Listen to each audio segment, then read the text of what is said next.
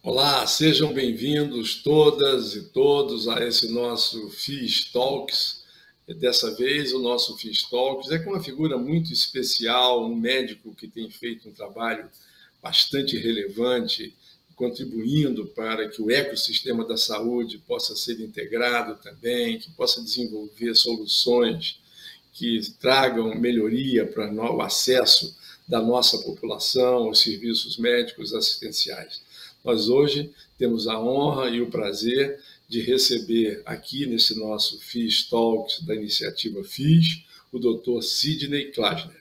O Dr. Sidney Klassner é médico cirurgião gastroenterológico e, além disso, acumula uma função muito importante de presidente da Sociedade Israelita Albert Einstein, do Hospital Einstein, que todo mundo conhece, lá em São Paulo, e que tem várias ações em todo o país. Muito bom dia, doutor Sidney Klassner. É um prazer imenso tê-lo conosco para esse bate-papo no nosso FIS Talks. Muito bom dia, Josier. É um prazer para mim, aliás, uma honra eu estar aqui conversando com vocês hoje e junto à iniciativa FIS, e conversávamos agora há pouco da grandeza que a iniciativa FIS chegou ao longo desses anos e como tem contribuído para a saúde como um todo, principalmente na questão da parte de inovação. Muito bom. Ok, eu também fico muito orgulhoso desse desenvolvimento da iniciativa FIS, mas ela só se desenvolveu também graças a pessoas como você. Eu tenho que reconhecer isso, que Obrigado. contribui de forma decisiva para que o setor repense as suas estratégias, inove, que possa se transformar, sempre pensando no acesso da população. Como garantir o acesso da população, especialmente a população pobre, que ela possa ter acesso aos serviços médicos assistenciais de qualidade, integrando toda a cadeia produtiva da saúde. Como é que tem acesso a medicamentos, a insumos, aos serviços ambulatoriais, aos serviços de diagnóstico, aos serviços de terapêutica hospitalar, de home care, enfim, ter acesso às questões do conhecimento atualizado, através da indústria do conhecimento que as universidades, as escolas, as instituições como Einstein provêm com muita precisão e com muito detalhamento a toda a sociedade brasileira. Eu fico muito grato a você por estar aqui conosco. Eu acho que você representa uma instituição que é uma instituição assim primorosa, ela serve como referência, ela é inspiradora para todos nós que militamos na área da saúde. Eu, como médico, agradeço muito a existência no Brasil de uma instituição do porte do Hospital Albert Einstein. Eu, nesse momento, estou fora do Brasil e aonde eu vou, quando eu falo da saúde no Brasil, imediatamente as pessoas falam do Einstein como uma referência internacional. O Einstein assumiu um padrão de referência mundial de qualidade. Isso é uma conquista que você certamente deve se orgulhar e compartilhar com todos os seus liderados, porque ela é real e é um fato concreto. As pessoas reconhecem o Einstein como um dos hospitais de padrão mundial. Mas deixando um pouquinho de lado o Einstein, porque o Einstein é um espetáculo mesmo, vamos falar de você, que também é espetacular. Eu queria saber, sabe, Sidney, eu tenho pensado muito assim, uma certa reflexão que eu tenho procurado fazer em relação à cirurgia. Você é um cirurgião gastroenterológico, especializado em gastroenterologia, formado pela Universidade de São Paulo, com residência no Hospital de Clínicas, um mestrado feito no exterior, enfim, você tem uma trajetória de trabalho que todo mundo reconhece, é um workaholic, é uma pessoa que começa muito cedo a trabalhar, faz suas cirurgias a partir das 5 horas da manhã, 5h30 da manhã, diariamente, e entre uma cirurgia e outra, enquanto é tempo ainda para jogar um tênis, para fazer uma corrida, para fazer a ginástica, enfim, trabalha e mais do que isso, preside a sociedade compartilhando todas as tomadas de decisões estratégicas com os gestores executivos da instituição. Mas uma preocupação que me é recorrente, nem preocupação, uma reflexão que recorrentemente eu faço é: qual é, na sua opinião, Sidney Klassner, o futuro da cirurgia no Brasil, considerando que nós estamos incorporando cada vez com mais frequência os métodos cirúrgicos mais inovadores, como a robótica. Já muito recentemente, a cirurgia videolaparoscópica, agora a cirurgia robótica está ganhando uma dimensão, já tem milhares de robôs sendo utilizados no mundo afora, não sei quantos existem no Brasil, mas obviamente que o número de robôs existentes no Brasil é pequeno diante da magnitude do nosso país e da extensão territorial dos 5.600 municípios existentes no Brasil. Então, não é uma coisa simples da gente treinar e capacitar os jovens cirurgiões para o exercício das suas funções utilizando esses recursos tecnológicos. Isso é uma reflexão que eu acho que mereceria ser aprofundada, de que forma as escolas médicas, mais de 300 escolas médicas no Brasil, e a maioria delas, obviamente, não possuem robôs para treinar os seus alunos cirurgiões, e, portanto, eles saem para o mercado de trabalho sem essa qualificação profissional. Como é que você acha que nós conseguiremos qualificar os nossos médicos do amanhã e de hoje para um futuro com a robótica cada vez mais presente?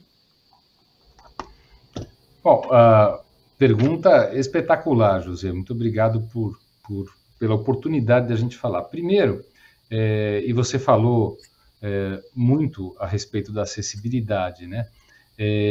Isso se confunde até mesmo com o próprio propósito do Einstein, o propósito que a gente fez de uma forma a permear a cultura organizacional, de que tudo aquilo que a gente faz aqui dentro do setor privado, nós temos 2 hospitais aqui em São Paulo e um em Goiânia, mais recentemente, mas aquilo que a gente faz, nós procuramos, através de parcerias governamentais, também levar ao setor público, fazendo com que a gente atinja um número maior da população, principalmente através da capacitação de pessoas também em outros estados que vão exercer aquele nosso propósito, que é levar uma gota de Einstein para cada cidadão, porque o Einstein nasceu dessa maneira, como uma forma de retribuir à população em geral aquilo que a comunidade judaica recebeu no momento da sua imigração para o Brasil. Mas falando mais especificamente em cirurgia, nós carecemos, assim como toda a área, todo o setor da economia está fazendo uma boa utilização de inovação, não só tecnológica, mas dos processos de digitalização, do uso da inteligência artificial, do uso do machine learning, das tecnologias, e em saúde, especialmente em saúde, isso precisa ter o seu valor demonstrado como algo que agrega um melhor diagnóstico, ou um melhor tratamento, um melhor desfecho, uma recuperação mais rápida, agregue este valor e que não necessariamente no início, mas que no futuro vai ter o seu custo mitigado pelo benefício que ele vai trazer.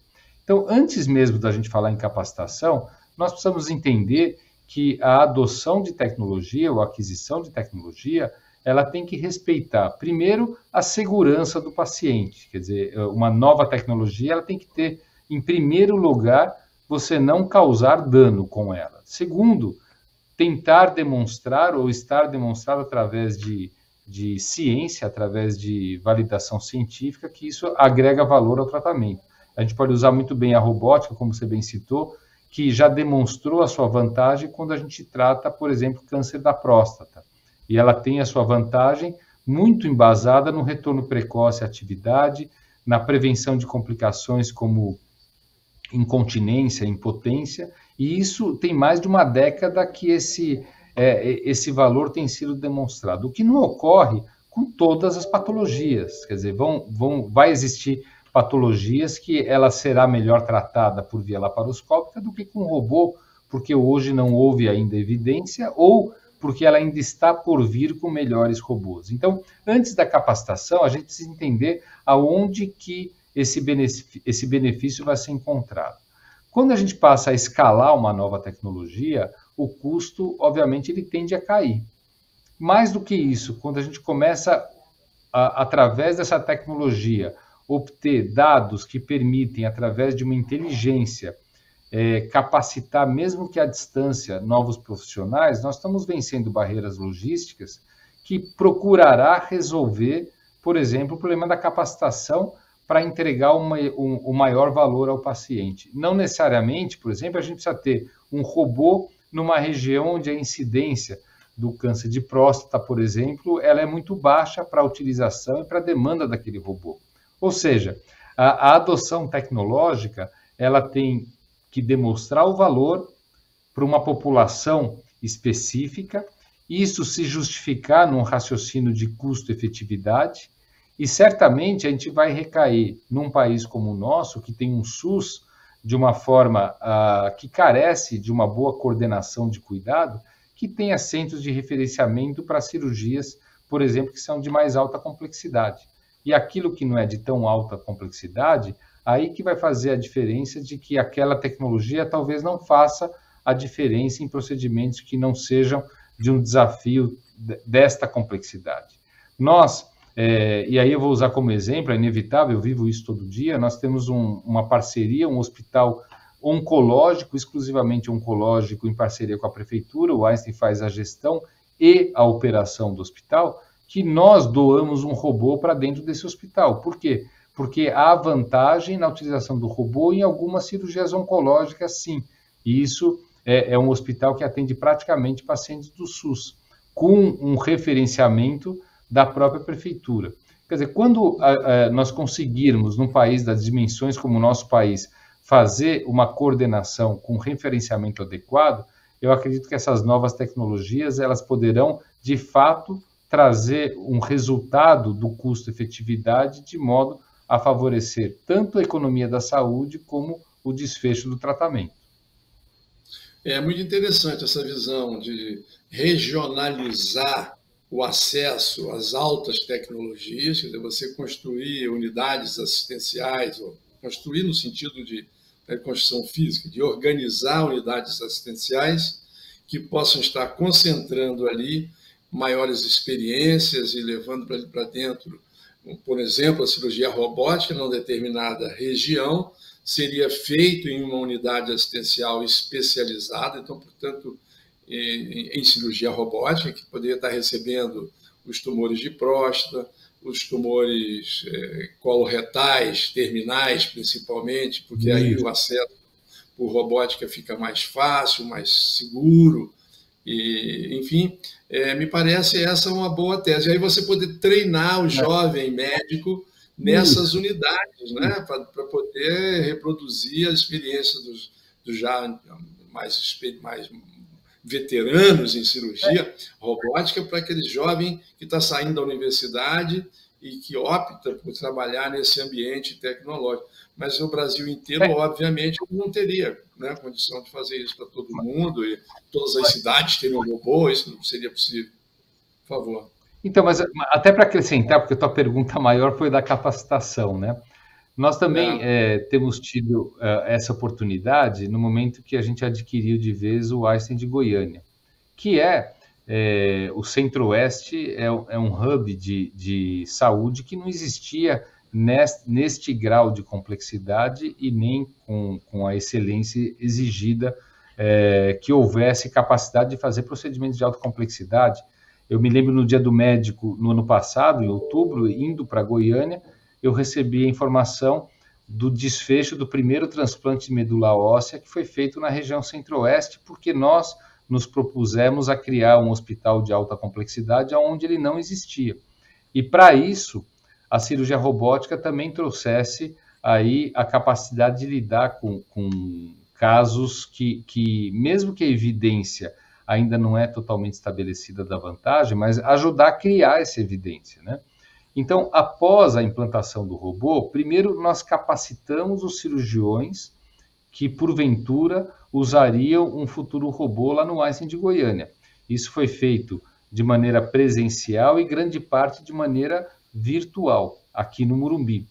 E aí a gente tem que falar também da tecnologia na capacitação, né? No momento em que você pode fazer uma preceptoria intraoperatória à distância, porque isso já existe, né? Você pode ter um preceptor aqui no Morumbi participando de uma cirurgia robótica, pelo menos com a palavra, com recursos como colocar sinalização na tela, no monitor, para mostrar aonde seria mais favorável naquele momento o cirurgião se dirigir, e a capacitação com treinamento, inclusive já utilizando realidade aumentada, ela pode ser feita à distância. Esses cirurgiões foram capacitados e aí nós instalamos o primeiro robô da região centro-oeste lá no Einstein. A meta, Josier, era chegar na 100ª cirurgia no fim do ano. Nós atingimos lá no Einstein de Goiânia a 100ª cirurgia robótica em abril. Quer dizer, o movimento, a demanda existe. Nós temos lá, e é um hospital privado, hein? A gente nem está falando. Há um mês atrás, nós passamos a fazer a gestão do Hospital de Aparecida de Goiânia, aí sim, um hospital municipal, onde a gente vê a relação com o hospital privado, onde a gente pode fazer aquilo também para o Sistema Único de Saúde. Obviamente vai precisar ainda ajustar as coisas que vinham acontecendo nesse hospital, um hospital de 700 leitos lá, né? Um hospital grande. Então, essa capacitação, ela pode ocorrer também utilizando tecnologia e, obviamente, nós estamos criando aí um centro de alta complexidade que vai beneficiar não só a cidade de Goiânia, como a região centro-oeste, porque aí sim, o cuidado da alta complexidade passa a ser coordenado para dentro de um centro que aí vai contar com toda a forma de tratamento, por exemplo, de uma doença oncológica, com os protocolos que aqui já são exercidos e principalmente com o acompanhamento em conjunto, e aí sim que a gente tem que usar a tecnologia por conta de telemedicina, de teleconsultoria, de protocolos que passam a ser compartilhados, que enchem o nosso data lake de dados, e aí permite também o resultado da pesquisa para saber se esse caminho é o correto na hora do desfecho. Muito interessante essa estratégia de fazer um acesso mais ampliado através da concentração das experiências. Eu acho que isso vai ter que ser uma estratégia para o Brasil todo, para diversas áreas, não somente para a cirurgia robótica, não é? Sim. Mas também para as outras áreas de conhecimento, para as inovações que estão chegando. Como é que você vê assim, a sua visão do hospital do futuro? Eu estou aqui nos Estados Unidos, a gente ainda vê aqui grandes estruturas de complexos hospitalares gigantes, milhares de leitos e tal, mas eu não acredito que, pelo menos a minha visão, para um país como o nosso, é que nós vamos ter que talvez fazer um rearranjo na nossa estrutura e fazer um reposicionamento, né, estratégico que possa garantir à população brasileira um acesso às unidades menores, mais especializadas, com maior concentração de conhecimento, e ir espalhando pelo Brasil para que regionalmente, sendo pequenas unidades, não pequenas, unidades regionais para atender a uma região, mas de tamanho pequeno, não precisa ser mega estruturas de milhares de leitos. Eu acho o futuro, na minha visão, eu queria saber a sua visão do futuro dos hospitais. Como é que será esse hospital do futuro nos próximos anos que a gente tem aí pela frente, na sua percepção? Bom, eu concordo, na verdade eu compartilho da tua opinião, e isso passa pelo que nós comentamos aqui desta coordenação, né? Infelizmente, hoje, nós temos no nosso país uma carência de leitos, principalmente de alta complexidade, mas se você for ver alguns levantamentos, e não são muito novos, eles já são mais antigos, você tem também uma alta prevalência de leitos que estão vazios, que estão desocupados. Talvez porque falta o investimento da manutenção, ou talvez porque numa ideologia política de um município pequeno, na sua prefeitura, a promessa eleitoral foi construir um hospital, mas que não teria a demanda adequada para manter o hospital. Então, a gente vê, primeiro, hospitais onde não precisariam estar presentes alguns hospitais, porque não tem demanda para isso. Maternidade de alto risco, onde na região não tem gestantes de alto risco, existe com alguma frequência no nosso país. Segundo, infelizmente,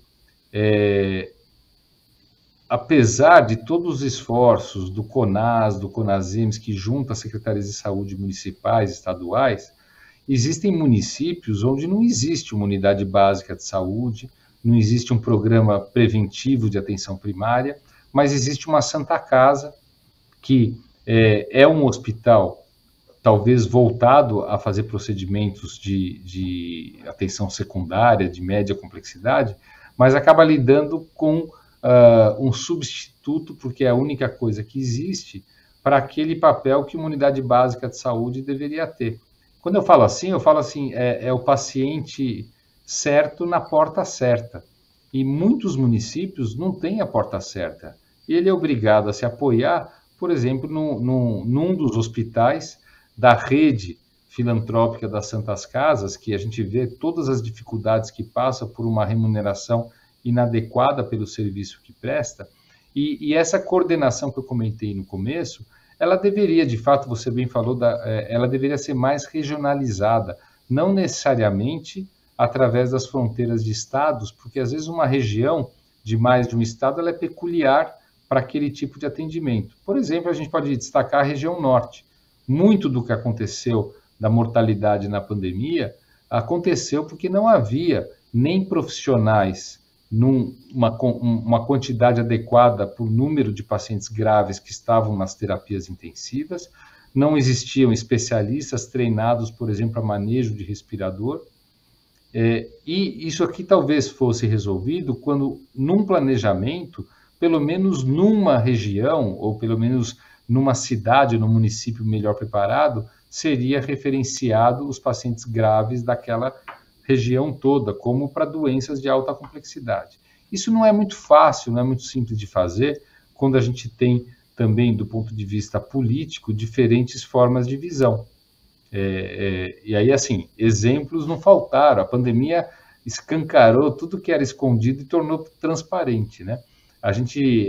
Eu tive o privilégio de trabalhar no Todos pela Saúde, era o investimento do Banco Itaú, e nós éramos 7 conselheiros, com todos muito amigos, e que nos reunimos todos os dias, 7 horas da manhã, durante 4 meses em 2020, inclusive sábados, domingos, feriados, para ver o que fazer com esse investimento, né? E nós criamos centros de contingência para poder, em algumas capitais, região norte e nordeste, poder entender disponibilidade de leito, ajudar aquela gestão a dar conta do atendimento de tanta gente. Nós somos impedidos em algumas capitais de entrar. Impedidos. Por quê? Porque talvez teríamos uma transparência daquilo que acontece e colocaria talvez em dúvida o papel da Secretaria Estadual da Saúde naquele momento. Talvez, mas então os interesses políticos eles têm que ser suplantados por um interesse maior, que no meu modo de ver deveria fazer a gestão desse cuidado num sistema único de saúde que é sensacional, porém que hoje acaba ficando essa coordenação de uma forma praticamente inexistente, né, José? Porque você vê as secretarias estaduais dedicadas a fazer atendimento preventivo para diminuir o número de internações, o papel do CONAS, conforme eu falei, mas você não tem uma liderança única que possa, de fato, arregaçar as mangas e fazer essa coordenação. E, infelizmente, dá trabalho? Eu acho que dá muito trabalho. Isso seria o papel, até no meu modo de ver, de um gestor, de um CEO, para você ter uma agilidade para tal.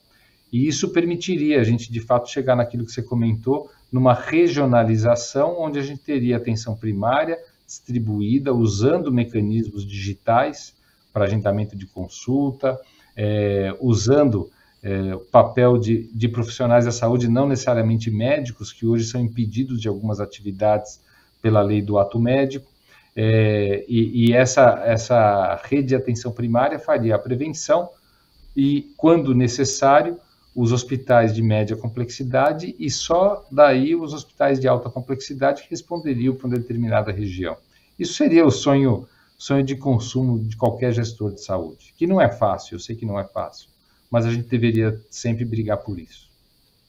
Eu acho que você já apresentou aí um bom programa para o futuro governo que está chegando aí em breve na área da saúde. Eu acho que, Sidney, que a gente precisa de fato. Eu acho que está na hora da gente fazer uma revisita ao Sistema Único de Saúde no que diz respeito à governança e à gestão. Eu não tenho a menor dúvida da importância, da relevância, eu diria até do papel civilizatório que foi a criação do Sistema Único de Saúde, garantindo o acesso a toda a população, a universalidade do acesso e a integralidade do cuidado. Mas isso ficou muito bem no que diz respeito à atenção básica de saúde.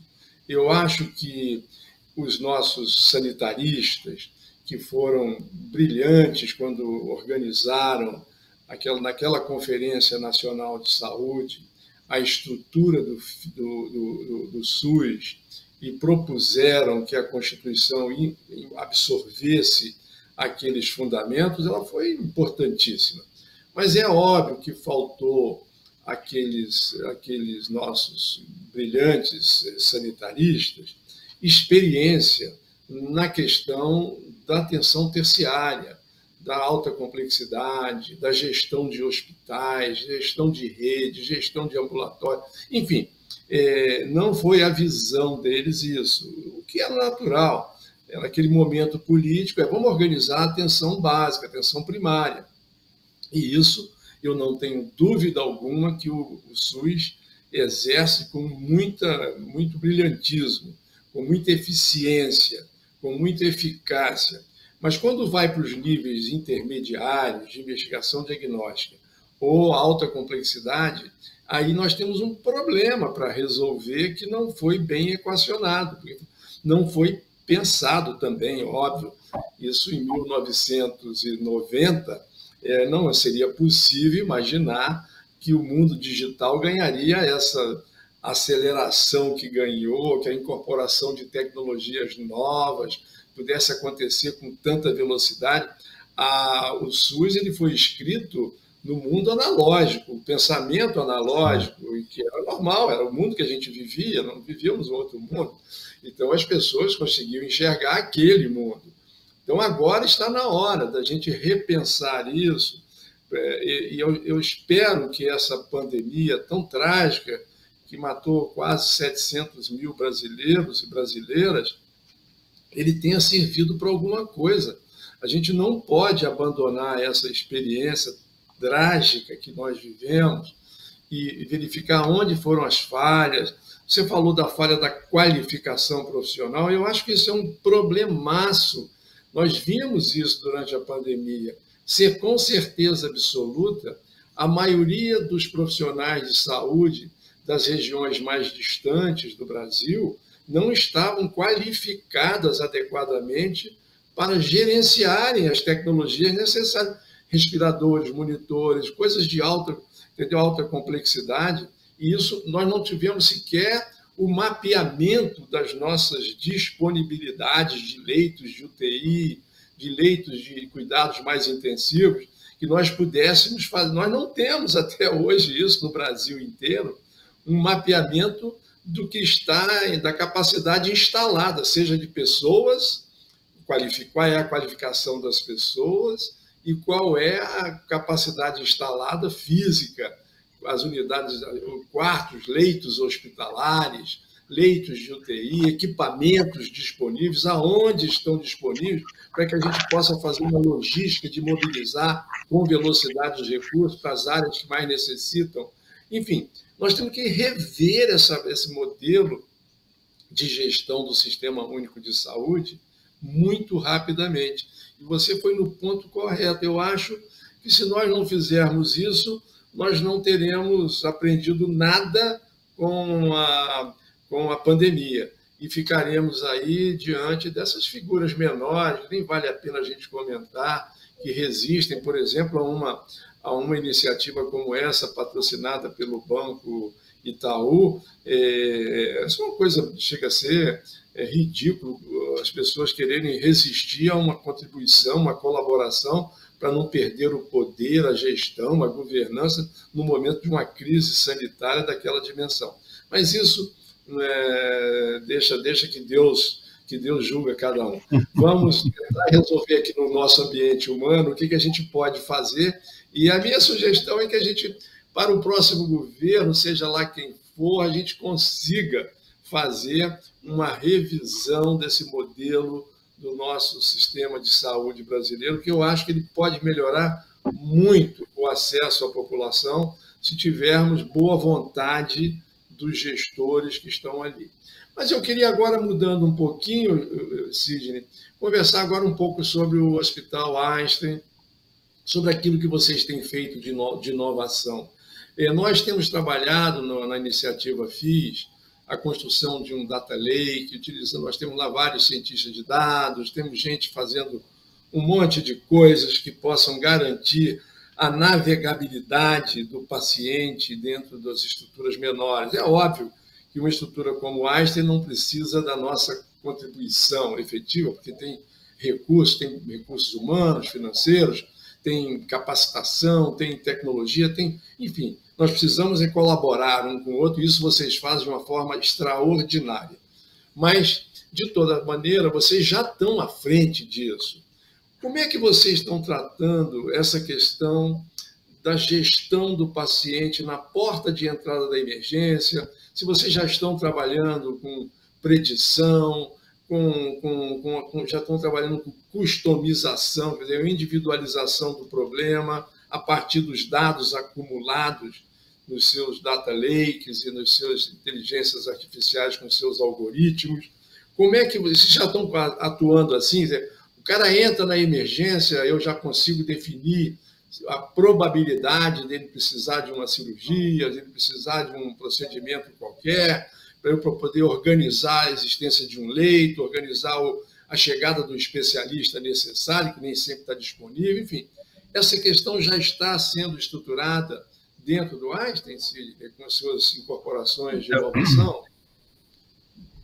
Acho que você comentou bem aqui a parte da colaboração, né? A atividade hoje de inovação, ela exige colaboração. Colaboração também, só trazendo um pouco para trás, aonde o público pode contribuir, ser ajudado pela parceria com o privado. E a gente tem aí diariamente inúmeras oportunidades. O principal projeto de Big Data hoje para o SUS, ele é feito por nós através da relação do PROAD SUS, onde a gente reverte a isenção fiscal que nós recebemos em projetos demandados pelo governo. Então, tem um projeto grande de Big Data nos estados da Bahia e Minas Gerais para verificar a mortalidade perinatal e melhorar essa questão naquela região, mas também como um piloto. Aqui no Einstein, e obviamente isso se tornou mais claro durante a pandemia, mas nós começamos, por exemplo, a central de telemedicina, ela deu início aqui de forma pioneira como um hospital em 2012, faz 10 anos. A nossa diretoria de inovação, ela foi criada em 2014, trazendo um engenheiro, que era um profissional que já tinha alguns ótimos desempenhos com startups e lidando com inovação. E a diretoria de Big Data foi criada em 2015, uma diretoria que formou e tem formado cientistas de dados para isso. E o nosso primeiro algoritmo de predição, como você bem falou, ele começou a operar em 2018, um algoritmo preditivo onde... antes disso, nada funcionaria se você não tiver um prontuário eletrônico que possa captar de uma maneira robusta os dados de cada um que interage com o nosso hospital.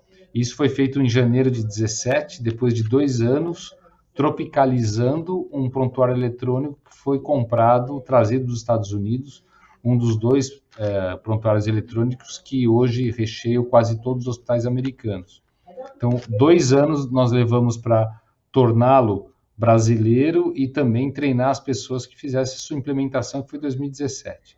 Em 2018, com esses dados, com essa base histórica, nós criamos o primeiro algoritmo. Hoje, um paciente que chega no pronto atendimento, logo após passar a triagem, onde é feito toda a medida de dados de sinais vitais, onde é registrada a queixa principal, assim que começou o atendimento, conforme o prontuário eletrônico ele vai sendo alimentado, em 15, 20 minutos já dá para você ter a noção se esse paciente vai precisar ser internado ou não.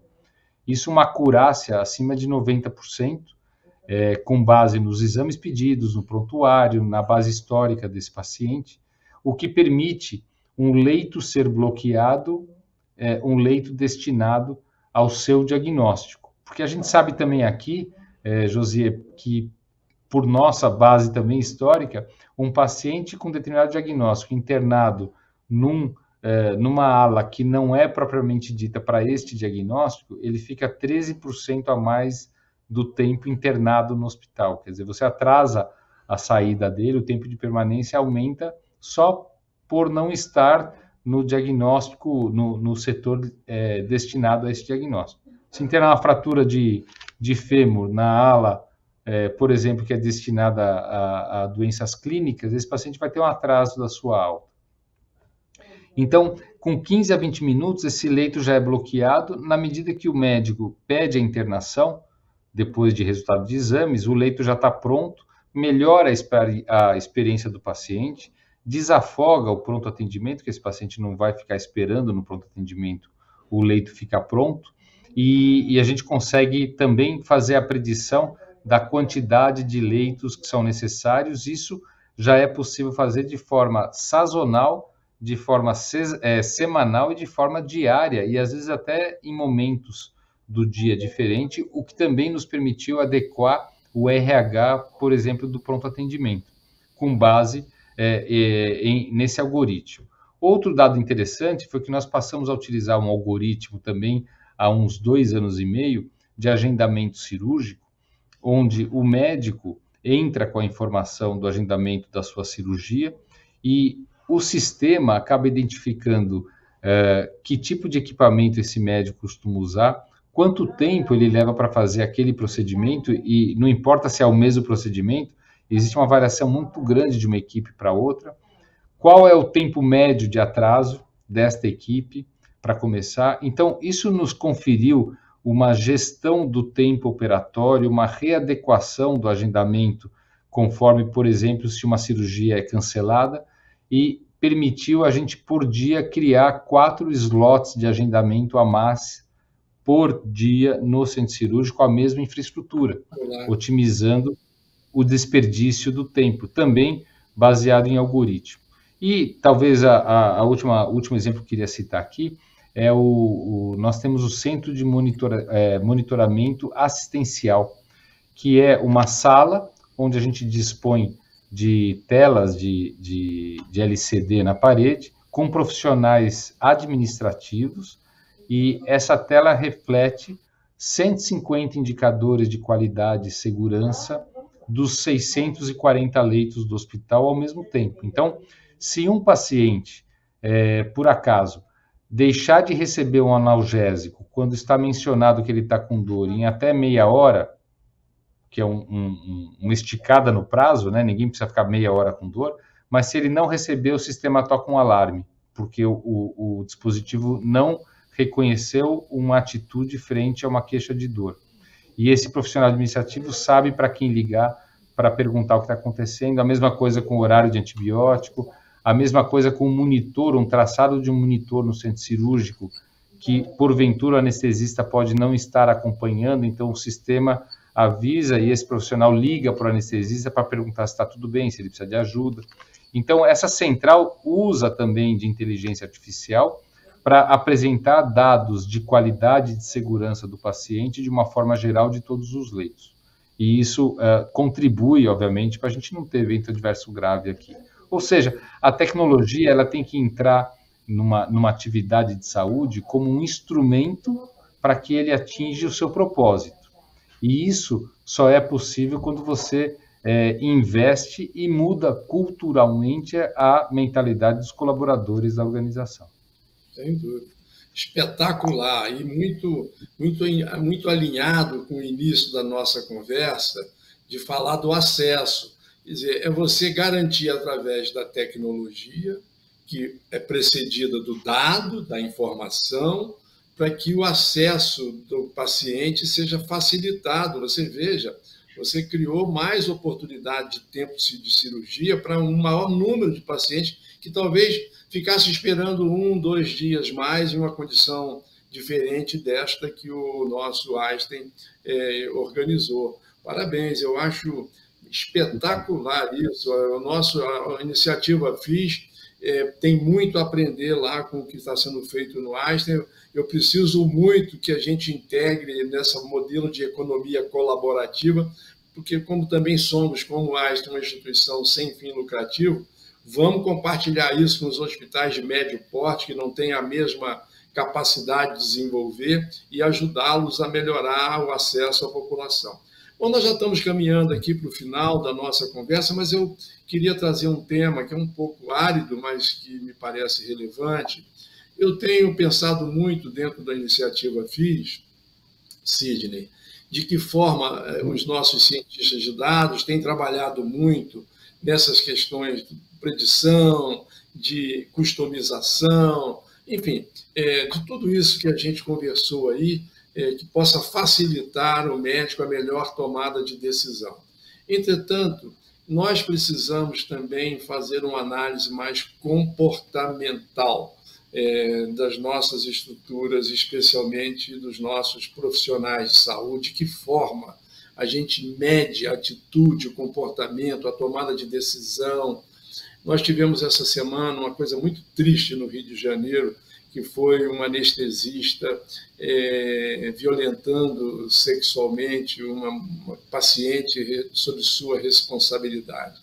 Você sabe, Cid, talvez tenha sido esta uma das notícias que mais ela me deixou muito mal, assim, no momento que eu li aquilo. É inaceitável, né? É uma situação tão constrangedora para todo mundo, é uma situação tão absurda que chega a ser surreal que isso possa estar acontecendo. Nós, que estamos nesse ambiente da saúde há muitos anos, é óbvio que dentro da saúde não é diferente de qualquer outro setor, tem seus desvios de pessoas, mas a gente precisa talvez aprimorar como conhecer melhor psicopatas como esse lá do Rio de Janeiro, anestesista, dentro das instituições brasileiras de saúde, das unidades assistenciais, e isso nós precisaríamos desenvolver como identificar melhor essas condições comportamentais, atitudinais, e de forma preditiva saber do caminho que uma determinada pessoa, seja médico, seja enfermeiro, seja o que seja técnico, auxiliar, enfim, qualquer coisa. A gente precisaria começar a desenhar isso, a aproveitar esse triste, trágico, assim, vergonhoso episódio do Rio de Janeiro, desse anestesista, para talvez, a partir dessa experiência, conseguir construir alguma modelagem que possa dar mais garantia e segurança de que estamos trabalhando com cidadãos saudáveis do ponto de vista mental, e não com um psicopata dentro das nossas instituições. Como é que você vê esse assunto, Sidney? Olha, eu compartilho com você dessa tristeza, especialmente numa atividade como a nossa, que busca trazer saúde, né? E eu acho, José, que isso aqui ele vem desde a seleção para a graduação. Porque nós vivemos, talvez eu sou um pouco mais novo que você, mas na minha época, entra na graduação de medicina quem responde melhor a testes de um vestibular. E a gente sabe que, desculpe, nas nossas turmas, obviamente, existiu pessoas que não teriam a menor condição de serem médicos, apesar de gênios, apesar de pessoas extremamente bem dotadas do ponto de vista de inteligência. E já existe um movimento há muito tempo, isso tem até vários trabalhos de Harvard publicados, qual o tipo de profissional que entregaria melhor saúde, que hoje a gente sabe da importância da experiência do paciente e da sua família frente a uma relação humana com o médico, né? E aqueles soft skills, eles não são levados em consideração quando você faz a seleção para uma faculdade de medicina. Então, você está formando profissionais médicos ou profissionais da saúde que são extremamente inteligentes. Não obrigatoriamente as pessoas inteligentes, extremamente inteligentes possam não ter desvio moral, possam não ter qualquer desvio psiquiátrico. Pelo contrário, eu acho que até pessoas extremamente geniais podem até estar mais sujeitas a esse tipo de desvio. E a atividade médica ou atividade profissional na saúde é uma atividade de relacionamento, é uma atividade de altruísmo, é uma atividade de empatia, é uma atividade de dedicação. Ninguém está atuando em saúde de uma forma que não seja para se colocar no papel do paciente e tentar trazer para ele saúde ou um alívio do sofrimento. Então, eu vejo, e eu pensei muito quando eu vi as notícias anteontem, no papel que tem as escolas para isso. Desculpa. E aí, quando nós criamos a Faculdade de Medicina, nós nos recusamos aqui a fazer um teste de seleção, é uma faculdade que é bastante concorrida, que envolvesse apenas a contratação de uma empresa que realiza provas de vestibular e, eventualmente, uma segunda fase que vai fazer esse questionamento de forma dissertativa mais específica. Nós passamos a utilizar aqui um mecanismo de seleção na segunda fase que coloca o candidato para argumentação, para avaliação de padrões éticos conforme comportamento frente a uma situação. São verdadeiras estações práticas que permitem à equipe, obviamente que deve haver talvez alguma falha, isso é aprimorado ao longo do tempo, mas que você consegue selecionar aquilo que nós almejamos para o futuro do sistema de saúde, que são profissionais médicos ou de enfermagem, porque o sistema é o mesmo, que sejam capazes de transformar o sistema de saúde em busca da acessibilidade, que nós estamos tanto falando hoje, em busca de melhor diagnóstico, melhor tratamento, profissionais que tenham um perfil de liderança, que possam dar exemplo para suas equipes, profissionais com padrões éticos extremamente priorizados, profissionais que sabem trabalhar em times, porque nós sabemos hoje que a medicina, a forma como ela é praticada, do médico, seu estetoscópio e sua caneta, não vai trazer o melhor desfecho. O que vai trazer são times multidisciplinares e multiespecialidades para lidar com uma certa condição de saúde, cada vez mais. E isso aqui é medido de uma forma que não tem nada a ver com conhecimento estudado num cursinho ou no ensino médio. Isso tem a ver com bagagem cultural, isso tem a ver com bagagem de educação. Então, eu vejo, infelizmente, aquilo que aconteceu como talvez algo que devesse ter sido identificado na formação desse médico que terminou sua formação em abril. E talvez seja um modo de mitigar algo que a gente vê que é um desvio de moral, um desvio ético, um aproveitamento, né, de uma situação em que não poderia ter sido assim. Muito bem, doutor Sidney Klasner, foi uma honra, um prazer, uma aula de medicina, de gestão, de humanismo. Foi muito bom conversar com você durante esses poucos tempos. Quando a conversa é boa, o tempo passa muito rápido. Vai embora. Eu agradeço o nome da iniciativa FIS, a sua presença, o seu sempre muito boa vontade de colaborar e contribuir para a melhoria da saúde no nosso país. Parabéns à instituição Einstein, parabéns a você, parabéns a todos que trabalham nessa grande organização que você lidera. Que você tenha saúde, sorte, vida longa e continue contribuindo muito com todos nós no país. Muito obrigado e até o próximo encontro, se Deus quiser e Ele há de querer. Muito obrigado. Obrigado pelo convite mais uma vez, José. Foi um prazer, foi uma honra. Obrigado.